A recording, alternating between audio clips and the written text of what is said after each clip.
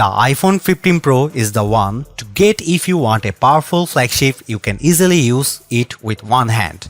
Not only is the titanium design stronger and lighter, Apple made the design smaller and slimmer bezels. You also get very strong cameras with night mode and portrait improvements, blazing performance from the A17 Pro chip and a smart action button. Too bad only the iPhone 15 Pro Max gets the longer 5x zoom. The iPhone 15 Pro is notable just as much for what Apple has taken away as what it has ended.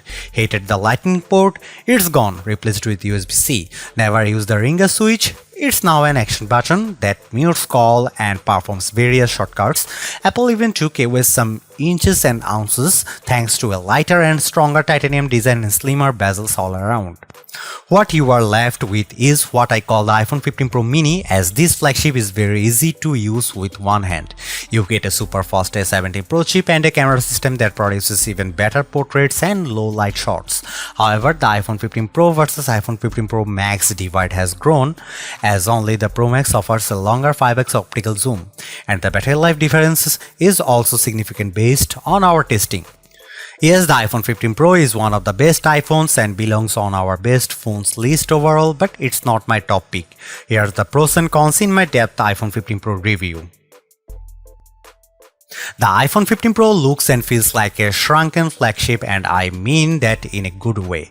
Apple ditched the stainless steel band for a tougher and lighter aluminum, and I immediately felt the difference when I picked up this device. It weighs 6.6 ounces compared to the 7.27 ounces for the iPhone 14 Pro, and Galaxy S23 is still lightest at 5.93 ounces. However, the iPhone 15 Pro is even smaller now than the Galaxy S23, measuring 5.77 by 2.78 by 0.32 inches versus 5.76 by 2.79 by 0.3 to 0.36 inches for the Samsung. This is thanks to Apple offering its smallest bezels over on an iPhone. It gets better. The iPhone 15 Pro has neo-contoured design, so the edges are rounded instead of sharp and squared off. I found that this makes the new iPhone more comfortable to hold, as it doesn't dig into your hands. The iPhone 15 Pro color options aren't exactly thrilling. I tested blue titanium, which pops the most of the bunch, but I really like the natural titanium option for a more minimalist look. The black titanium and white titanium models are kinda meh. The iPhone 15 Pro packs a number of great camera upgrades, including a physically bigger main 48 megapixel sensor that shoots 24 megapixel pics by default. You can always go higher with a 48 megapixel Pro RAW photos, or pick the HEIFF format to save space. The iPhone 15 Pro also lets you take portrait shots without having to enter portrait mode, as it can sense depth info in your photos. After you shoot, you can control not just in-depth effect but also choose your focus point with tap, and the night mode also gets a photonic imaging boost with even better low light shots.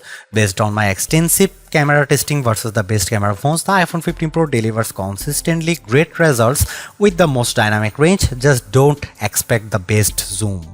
Here are some photo samples, you can check it out.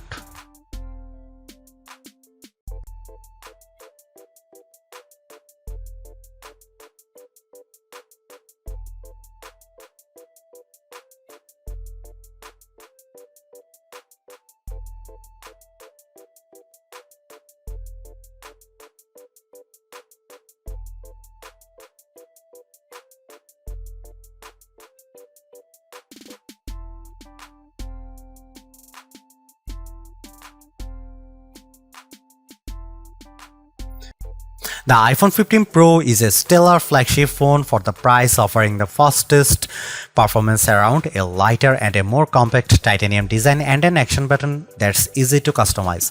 I just wish the action button could do more than one thing at a time. The cameras also perform very well with welcome portrait mode enhancement and even better low light peaks. However, I wish Apple could find a way to squeeze the same 5x optical zoom from the iPhone 15 Pro Max into the iPhone 15 Pro. and competing Android flagships offer double the digital zoom range. If it were my money, I would splurge for the iPhone 15 Pro Max, but the iPhone 15 Pro is a sleek powerhouse for those who prefer a mini Pro. Thanks for watching. See you in the next one.